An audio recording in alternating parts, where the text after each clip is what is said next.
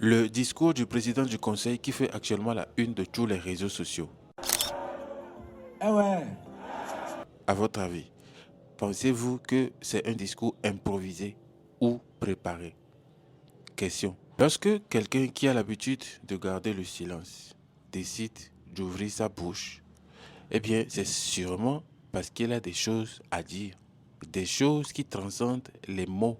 Donc forcément, pour comprendre le message de cette personne-là, il faut voir au-delà des mots utilisés. Parce que cette personne, sans doute, vu son rang, si elle n'avait rien à dire de concret, elle n'avait aucun intérêt à prendre le micro. Si cette personne prend le micro, c'est forcément qu'elle a un message à passer. Personnellement, je ne suis pas câblier pour comprendre ce qu'il dit, afin de faire une interprétation fidèle moi-même. Mais j'ai pu voir la traduction de ce qui est dit à travers la bouche de quelques personnes qui comprennent la langue. Et voici ce qui se dit. Il dit, vous êtes là, vous allez bien, ou bien vous n'allez pas bien, ou bien vous êtes fatigué. J'ai l'impression que vous êtes fatigué. Non? Pourquoi ne dansez-vous donc pas? Vous ne faites que me regarder. Pourquoi ne dansez-vous donc pas?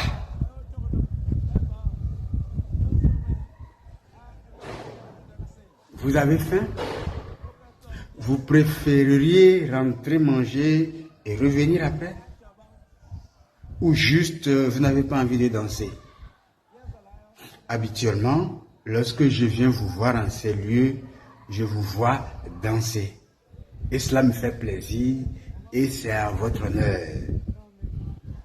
Aujourd'hui, vous vous comportez comme on se comporte lors des funérailles.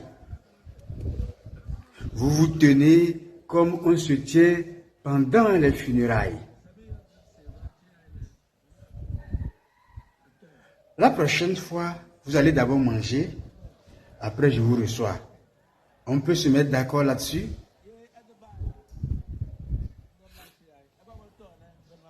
Si vous ne dansez pas, c'est ce que nous allons faire. D'abord vous mangez, après je vous reçois. C'est compris?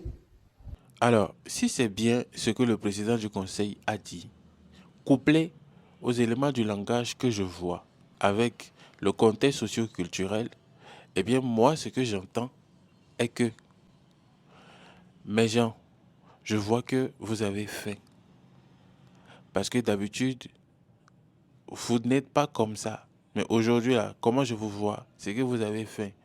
Et je comprends que vous avez faim. La prochaine fois, c'est-à-dire lors des prochaines évaluations, c'est-à-dire d'ici un an, prochainement, je vais m'assurer que vous n'ayez plus faim, afin que vous soyez dans le mood pour bien danser. Parce que c'est quand vous êtes bien rassasié et que vous dansez très bien que ça me plaît. C'est là que je tire mon plaisir. Mais aujourd'hui, je vois que vous avez faim. Oui, j'ai remarqué que vous avez faim.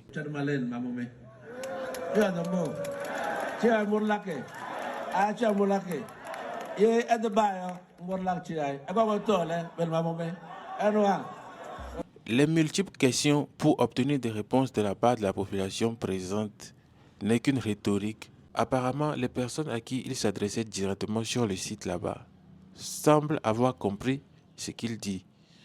Voilà pourquoi ils ont applaudi. Donc, eux, selon leur langage, ils savent ou ils peuvent savoir ce qu'il est en train de dire, ce qu'il veut dire par là. Voilà pourquoi ils sont en train d'applaudir, sans doute. Mais pour tous les autres, ce n'est pas notre langage. Donc forcément, avant de comprendre, on doit passer par la traduction de quelqu'un. Et si jamais cette traduction n'est pas fidèle, vu qu'on n'est pas familier avec le langage pour comprendre le code de ce langage, il est probable qu'on ne le comprenne pas de la même façon. Il est probable que le message ne nous rend pas enthousiastes au point de chercher à l'applaudir, vu que le langage ne nous est pas vraiment familier. Mais ce message n'est pas fait que pour la population sur place là-bas. Désolé, mais un chef d'État ne peut pas adopter un langage direct sur certaines questions. Il ne peut pas venir dire, par exemple, je sais que vous avez faim, je comprends que vous ayez faim. Un chef d'État ne peut pas dire ça. Naturellement, on comprend qu'il ne peut pas dire ça. Donc forcément, ça doit passer par une rhétorique.